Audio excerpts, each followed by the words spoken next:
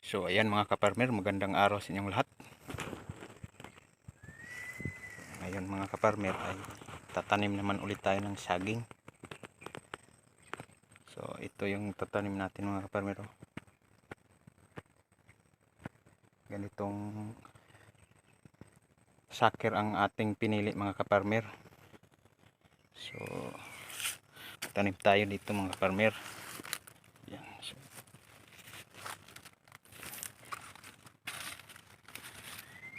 ito mga kaparmer ay napaka-legit po nito.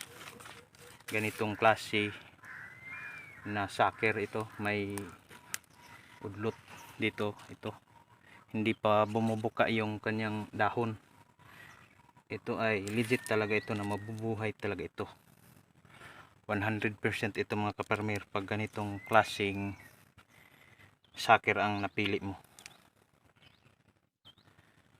So tanim na natin to mga kaparmer dito. Nakahukay na ako dito. So yan, tatanim tayo.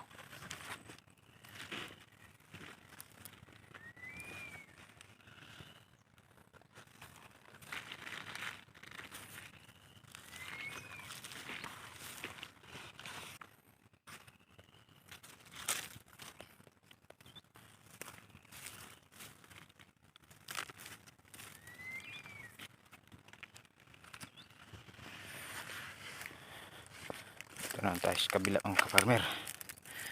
Ay, ito pa rin oh.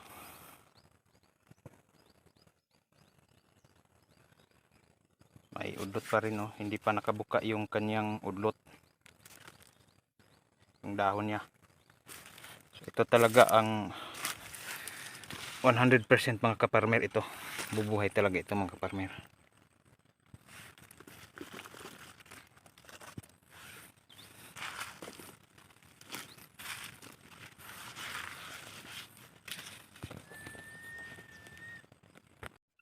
So ayan mga kaparmer yung natanim natin. Ito. 4 na piraso ito mga kaparmer. Ayan. 3, 4. Ito. So update ko kayo mga kaparmer, mga 1 buwan.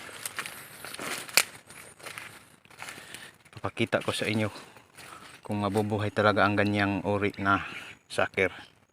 So dito lang tayo mga kaparmer.